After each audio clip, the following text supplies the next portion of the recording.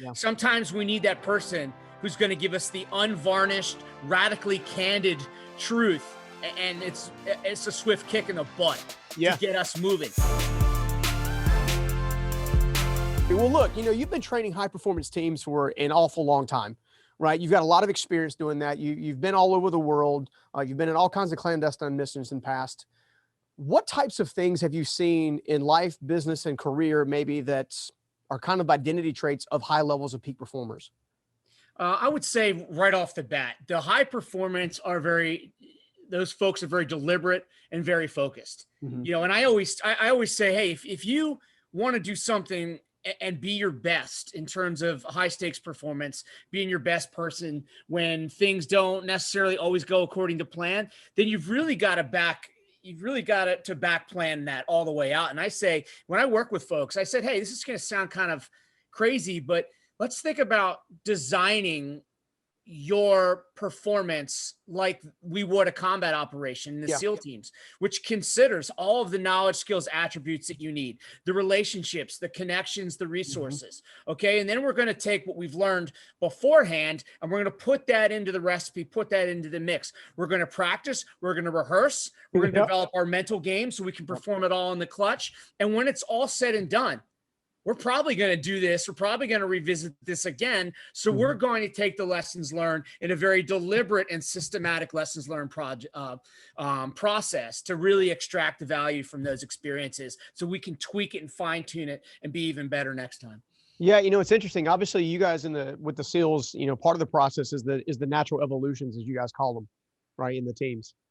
How have you equated evolution to peak performers outside of the SEALs into our, the marketplace specifically? What have you seen that's really working to help people take it to the next level? Well, I think, we're so cluttered now. The nice thing about the military, it's very like you do have a structure. Now we're always constantly trying to be creative and be innovative in the development of our tactics and our procedures. But for the most part, we kind of are like, all right, we can clear this distraction aside and be, completely focused. And what I see now is people are constantly, they're busy, but are they just being busy, or are they busy or productive? Better? Are they being better? And I think if you look at like, all right, let's step back from all this noise. Let's step out of this traffic for a bit. And one of the things that I really like to talk about is let's figure out how we can be brilliant on basics, right? In the SEAL teams, that's our ability to kind of identify, select, prioritize, and attempt some mastery at some of the most fundamentals of our craft. And so I always invite people to say, hey, what are 3 to 5 things that, you could be like 10% better at, right? Or even 1% better at. If I start doing these things, that happens automatically. I'm in a routine. I'm in a habit. I'm not spending brain power on that. Instead, my attention is diverted to where it needs to be: focus, engagement, being present, and being effective. Well, on the concept of focus, I mean, when it comes down to actually eliminating distractions, what are some common tools and policies or principles that you guys use as a whole to eliminate distractions? Because that's, in this day and time, you got got the phone that goes off, you got the computer that'll ding, you got all these different things and family responsibilities. I mean, how can somebody actually focus in a given moment? Well, what's interesting is way back in the day when I came in, I went through BUD's basic underwater demolition SEAL training, which is our basic 6-month selection assessment process.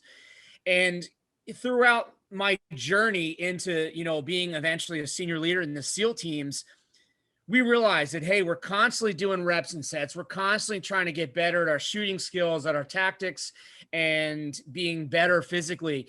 What we finally realized after all this time was like, we've got to spend, an equal amount of time developing our mindset, developing our brains. And so I was fortunate to be tapped to help create this program for the Navy called Warrior Toughness, to get our sailors and officers tougher and being able to perform under extreme stresses of combat and military life.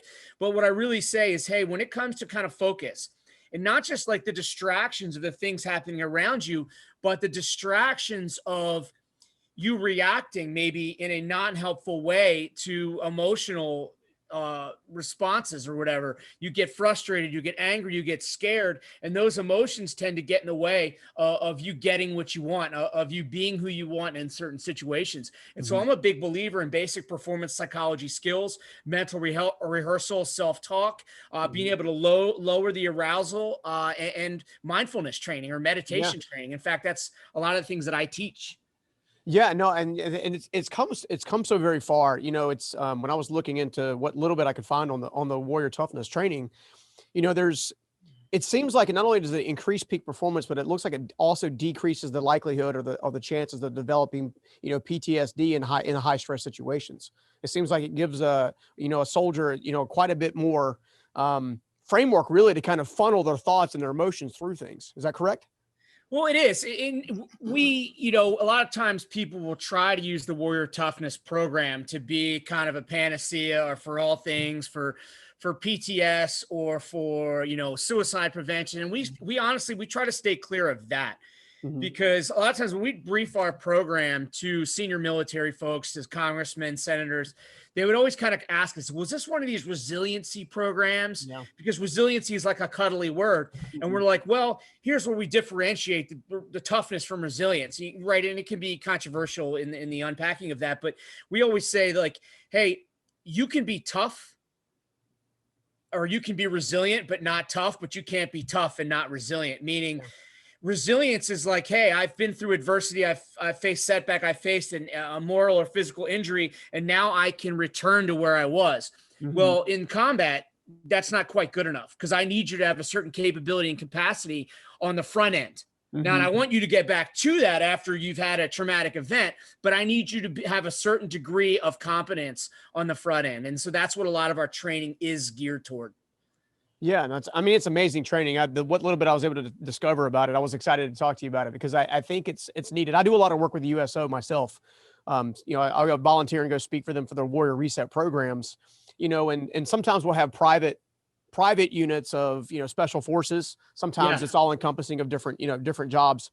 But one of the things that I see a lot of the special forces specifically deal with a lot of times is the moral injury. The side of the moral injury, trying to get to there. And as a person of faith, in certain circumstances, I can communicate that a little bit. But, I would say, well, David was not only a poet, but he was also a warrior.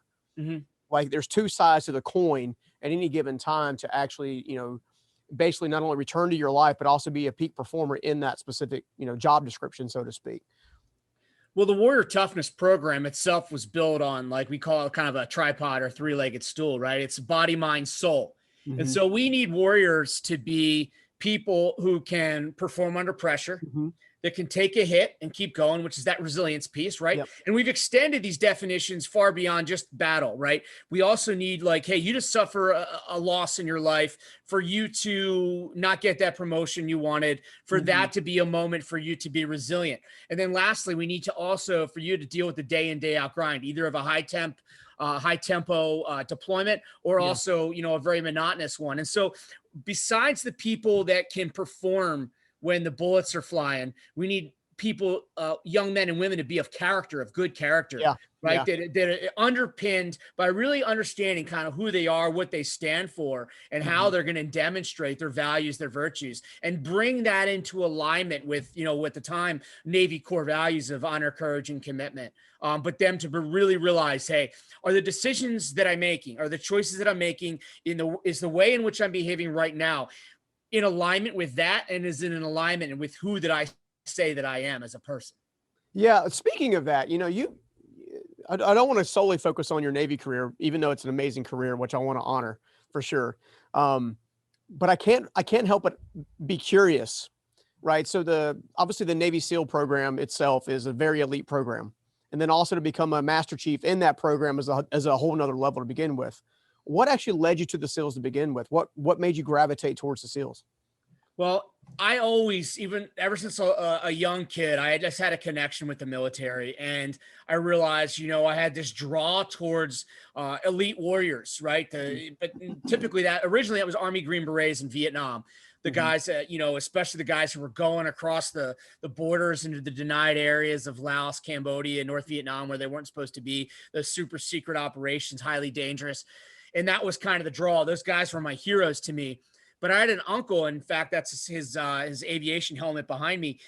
He retired Navy guy, airline pilot. He was like, hey, you should consider the Navy, their special operations forces. They're called SEALs. And I started reading more about it. And I'm like, these guys are pretty badass. Yeah. And, their selection process is really hard. If I can go through that, if I can make it through that training, then I will really accomplish something in my life. And that's really kind of where it all started. Well, as it relates to, life and business and things like that, because obviously you've retired from the Navy, but you're still very much a master chief in my eyes. Very much, very much one, right? You carry the presence of it. You can tell that you've led people in high stakes circumstances. Like you exude that. How have you been able to translate that into the executive business world? Because I know a lot of what you're doing now is executive business coaching and mentorship programs. How did you make that transition, and why did you make the transition? Well, I tell the stories, right? When I come in and talk to organizations when I'm coaching individuals, they like to hear the stories, but I tell the stories that represent the extreme examples, right? Of when bullets are flying, when it's literally life or death, right? And that's exciting. It's fun. But then I quickly pivot and say, what you deal with for your high stakes situation, what you deal with when your life goes off script is not anywhere near as different as you might think it is to those situations when it's actual life or death. Because when we're in those moments, when we're prone to lash out, when we're frustrated or angry, when we're prone to shut down or lock up, when we feel fear or anxiety, and we can't be the type of people we need to be both at work and at home with our families, then it's really not that different. And the same type of skills that we use for those extreme situations are the same type of things that I'm going to teach you so you can succeed in your high stakes moment. And again, that could be a business deal, a pitch. It could be anything, but it could also be, hey, I'm driving down the road. My kids are yelling and my wife's telling me not to tailgate and I'm just starting to lose my mind. Right. Yeah.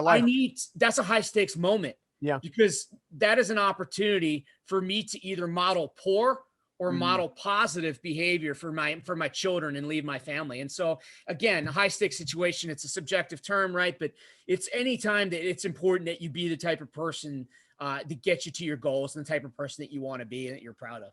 Yeah. So the skill sets basically help you go from, if I'm just most common denominator, from reaction to response. A reaction's emotional, whatever. Response is, okay, process, thought, action, execute. Well, no, that's exactly right. Now, there's a lot that goes into that. Sure. But we're very big. One of the things one of my mantras, and I didn't come up with it, right? I heard it in the SEAL teams. We want to respond versus react. And that goes, that's consistent with one of the famous expressions that we have in the SEAL teams, which is, hey, when life is on the line, when the bullets are flying, you're not going to magically rise to the occasion. You're not going to just do this incredible thing. You hear stories of that, but those are outliers. Instead, what you're going to do is you're going to fall to your level of training. You're going to fall to that level of preparation. So how you're going to succeed when it really, really matters is going to be dependent on what kind of work that you put in terms of the skills, the attributes, but also your investment into the mental skills and the mindset to perform those skills and those sequences, procedures, whatever that is. And, translate that knowledge when the stakes are high. Your ability to do that, it only happens when you put the work in. Now, are you, obviously spending so many years with the SEALs and Master Chief training SEALs and everything like that. Curious to know, obviously Buds and Hell Week is synonymous. Everybody, hears about Buds and Hell Week on a regular basis. No one knows the intensity of it unless you've actually been through it. Let's just be honest. With all that training, did you get to the point where you could actually look at individuals, platoons of men coming in, wanting to be SEALs and have an idea who might pass and who might fail? Well, mostly you're coming in, you're taking most of the pass fail stuff is done at Bud's training, as I alluded to earlier. And the attrition rates anywhere from to 75 to 90% in some cases, 75 to 90% of those people will wash out. Primarily, it's because they're just not willing to pay the price to do the job, to make it into our community. And of course, there's outliers, there's injuries, there's performance failures, ethical breaches, and things like that. And for years, we as the community have hired psychologists, psychiatrists, done studies, research, all to find what is that recipe that Mm-hmm. makes people be able to succeed. And you know, and it may have trended in certain places. I know we were big on, you know, hiring wrestler or recruiting wrestlers, Mm-hmm. but you know, at the end of the day, there's really just no predictor of it. Yeah. Right now, when somebody makes it through all that training and they show up at their first SEAL team, we still get rid of a lot of people Mm-hmm. because they may be tough. They may have, because buds only really exposes you to the very, very basics. Yeah. And it's only, and still it's an assessment.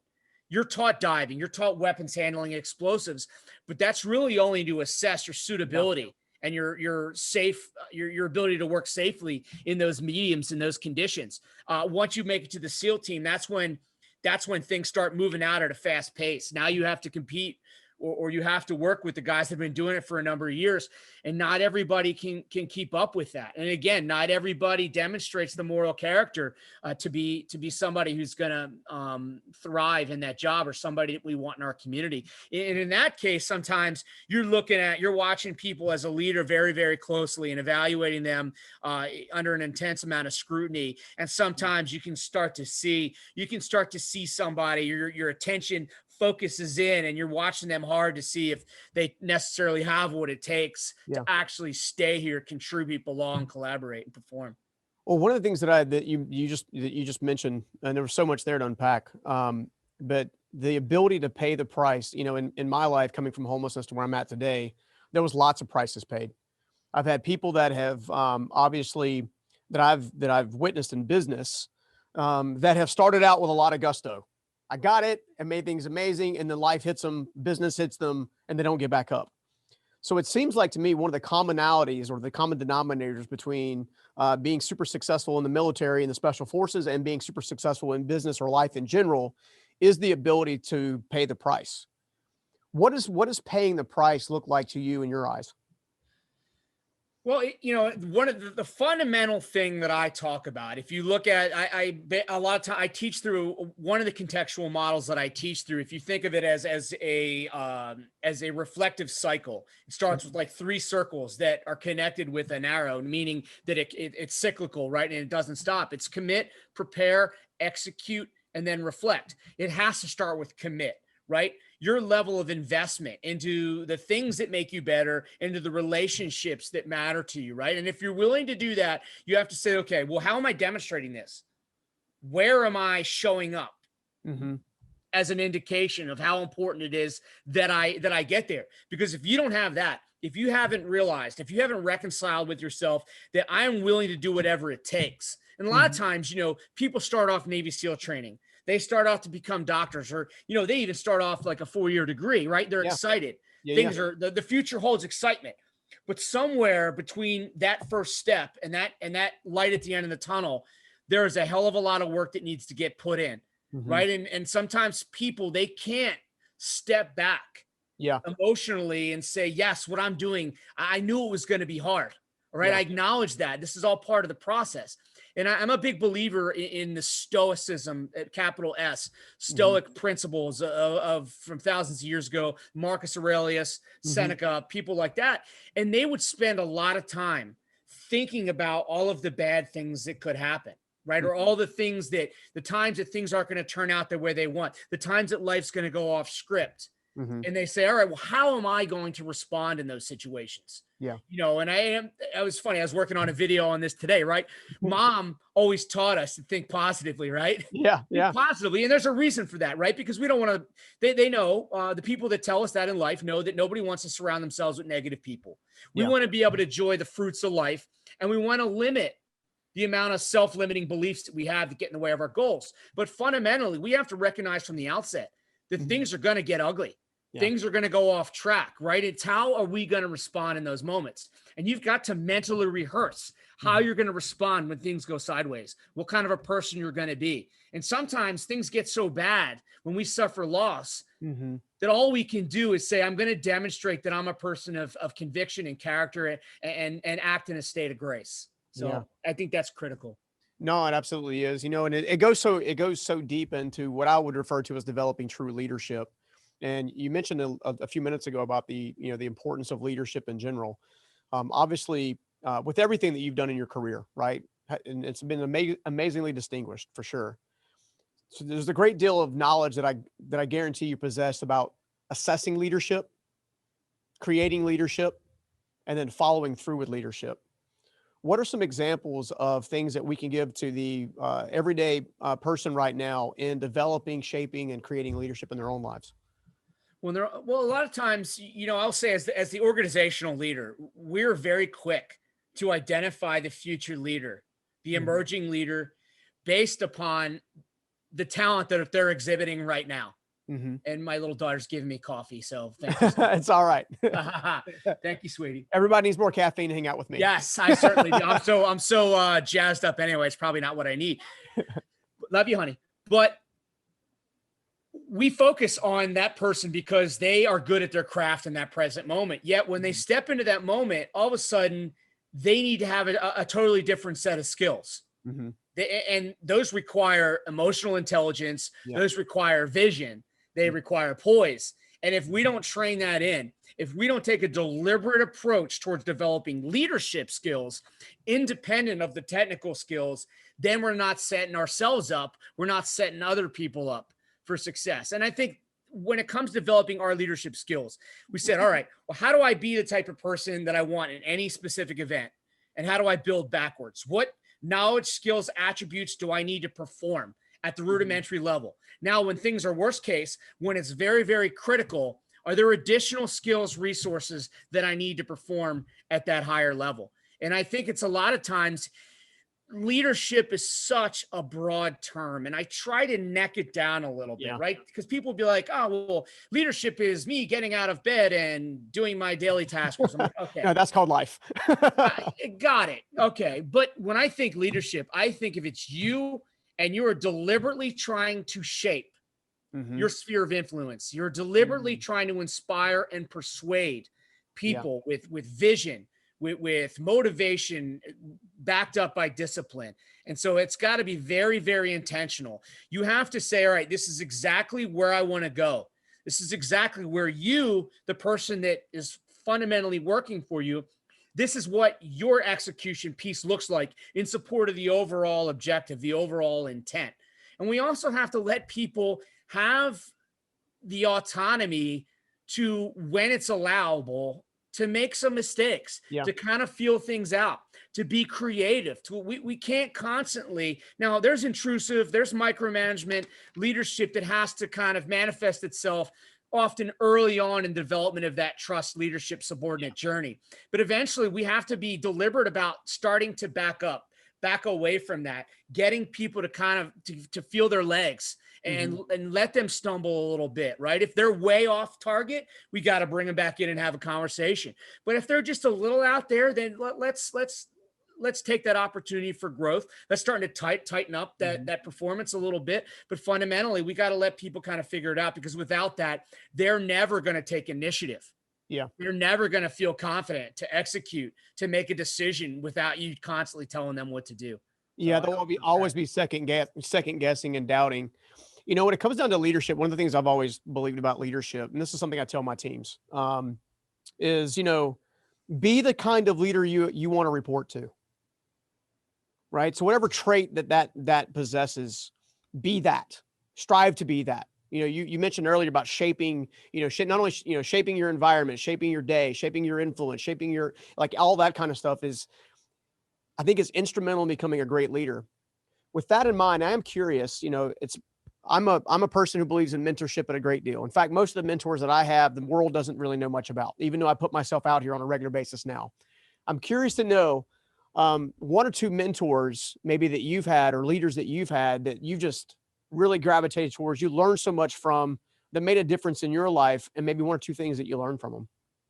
Yeah, I had a variety of different people. And it's funny because, and I'll try to answer your question directly. Yeah, no worries. In terms of who they were, I think I'd like to first say that we should try to construct our own leadership panel in our life, right? And assemble that team of mentors and assemble that team of leaders above us that all represent the different areas of support we need, right? Sometimes we need that person who's going to give us the unvarnished, radically candid truth and it's a swift kick in the butt to Yeah. get us moving. Sometimes we need that person who's going to be the coach, who's going to be supportive, who's going to pick us up a little bit when we're having a bad day. And sometimes we need the people that are going to give us those very specific technical skills we need in terms of like, hey, you actually need to do these specific things next, right? Yeah. We need those different kind of people.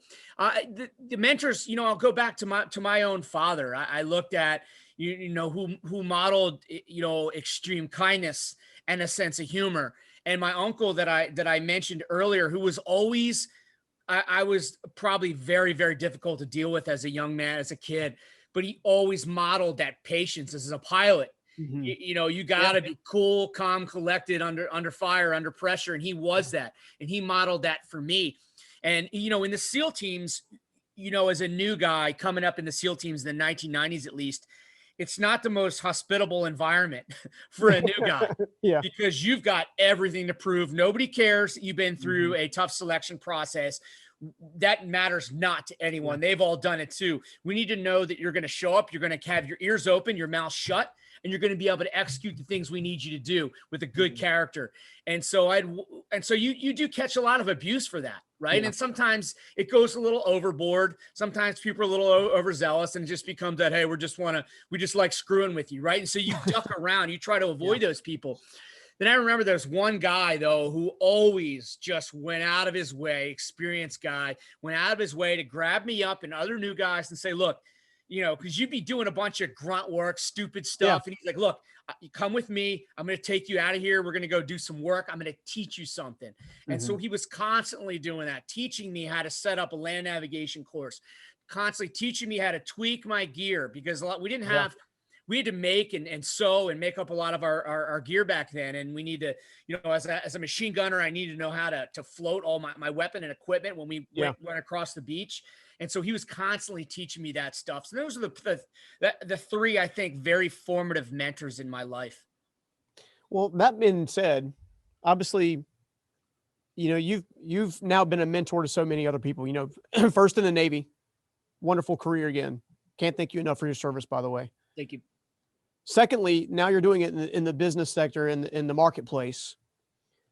What are some of the commonalities or traits that you want to be remembered for as you make an impact in other people's lives? I mean, I would like to think people would remember me as being somebody that leads with humility. I think that's a trait that's so important, because without that, people aren't going to be willing to offer you kind of their best wisdom and advice. If you're humble, it means that if you lead with that, it means you're willing to learn. And I think, like, one of the things, you know, in the SEAL teams, we can definitely come across as arrogant, you know, especially the younger guys, you know, they have that chip on their shoulder, but ultimately we recognize expertise. Like, it doesn't matter. We would have people that would, you know, mountain guides, professional shooters, and they're like, hey, we got to defer to the expertise, right? They've never maybe shot, you know, on a two-way range, like a lot of us have, but they're experts in this very specific thing. I'd like to also be known as the person that would kind of, to step back, look around, be known as somebody that works to be better at their craft every day, but also, most importantly, somebody that would do for those to the left and right of them. Right? Because the very first thing they teach us in SEAL training, when we show up, they're like, fellas, you're not getting through this training on your own. You know, for those of you who make it through, you're not going to go on to the SEAL teams and do great things by yourself. It's got to be about the people to the left and right of you, right? You've got to do for others. People's got to trust that you'll do that. And so I hope that people see me as that. Yeah, no, I think you're definitely well on your way for sure. I mean, one of the things that I've always admired about the SEAL teams is their perspective on, we don't leave people behind. Like, you know, it permeates all the way from the beginning of training all the way to combat, and then after, unfortunately, when some people make the ultimate sacrifice. You mentioned earlier a minute ago about leading with humility, about, you know, wanting to have that be one of the core traits, obviously, that you're remembered for it, and that you pour into other people. I think so many times people get really confused about what leading with humility actually is. Like, they're not really sure what that is. Is is it I'm a pushover and I'll let my team kind of push over me, and they, if I know we need to make this decision, but I'd let them influence me to tell them? Or is it me barking at people, but me, secretly kind of caring about them? What is leading with humility look like in your world? Well, it's the last thing you said is, and I'm glad you asked this question because it is an important one. People often, and I think this stems from a lack of confidence as a leader, right? People are put into situations and sometimes they're so afraid of being seen as weak or unknowing that they sometimes try to that like fake it till you make it, which is, in my view, the absolute wrong approach. Now, at a certain point, what I require from you as a leader is to be somebody who can take the information and at a certain point in time, be decisive and make a decision that moves the ball down the field. You have to be that person.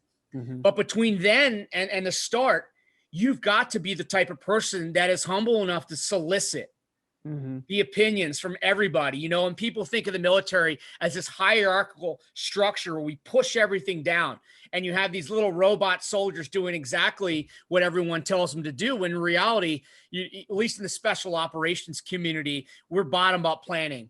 The operator, the commander will give us exactly his or her intent, what they want the conditions on the ground to be after we've done a certain operation.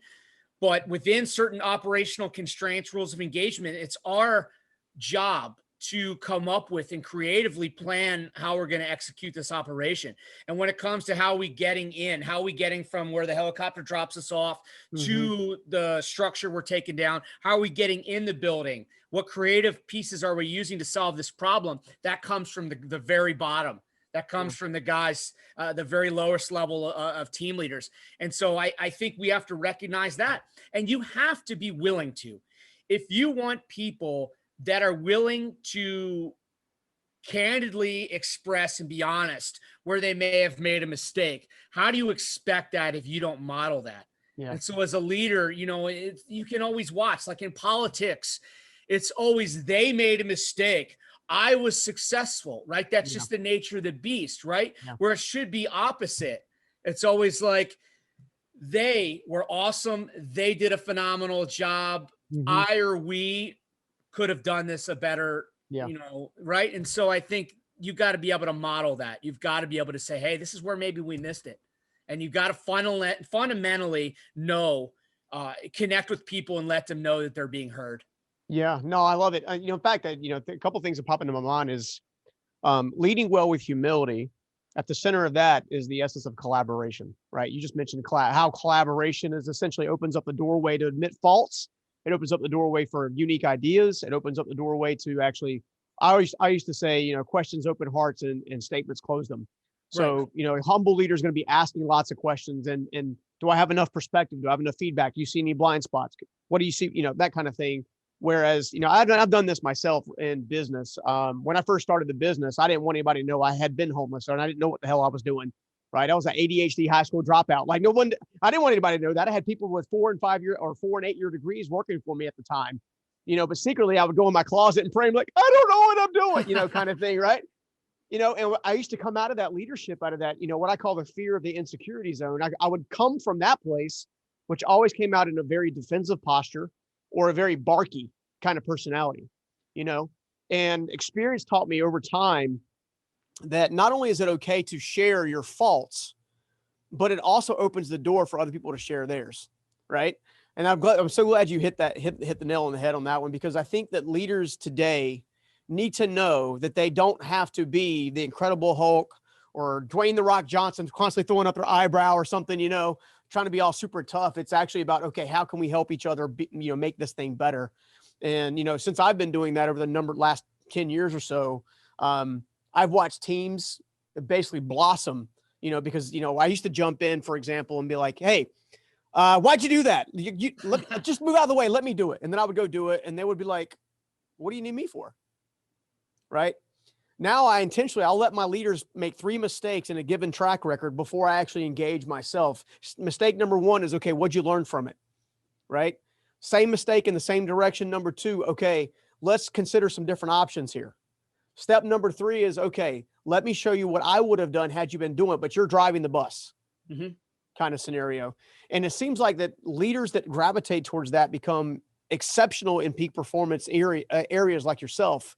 So when you look at all of that together and you look at everything that your career has to offer, what is the one gift of wisdom that we can drop with the podcast folks today? I would say, I'll make this succinct, but I didn't come out of the box some great leader. I failed numerous times along the way. The one thing I had going for me was I had the ability and I had the discipline and commitment to push away and say and give myself an honest appraisal, to free myself from some of the negative emotional attachment I have with my mistakes, because that's not going to serve me. Instead, focus on what can I distill to others and how can I do this better in my next leadership piece. So I'd say spend a lot of time objectively looking at your performance and seeing where you can improve.